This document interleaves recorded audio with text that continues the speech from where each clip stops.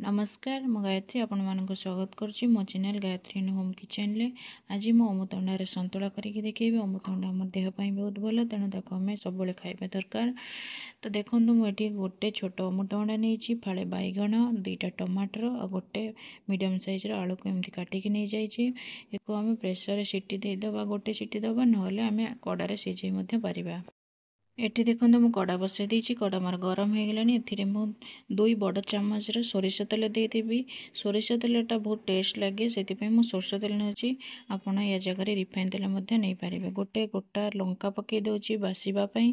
तापर ये मु पंचफुटण पकई दूची। तेल पूरा ताती गले लंका पंचफुटण पकईबे। तापर गोटे बड़ पूरा पियाज मु काटिक रखी ताको पकई दूची। पियाज को टिके भाजी हवा को दबा। तापर ये मो स्वाद अनुसार लुण पकई दूची। सिझिला बेले लुण पकई थी। ए अल्प टिके पियाज पकई दूची। तापर ये मु अल्प टिके लंका गुंड पकाउची। राग जदि आप खाऊे ताले अधिक लंका गुंड नहीं पारे।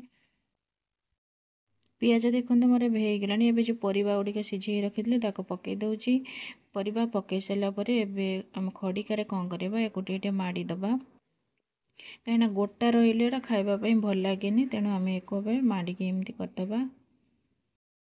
एबे देखो ये तरकारी बहलिया रहा दरकार। एमती रही तरकारी आमर टेस्ट लगे।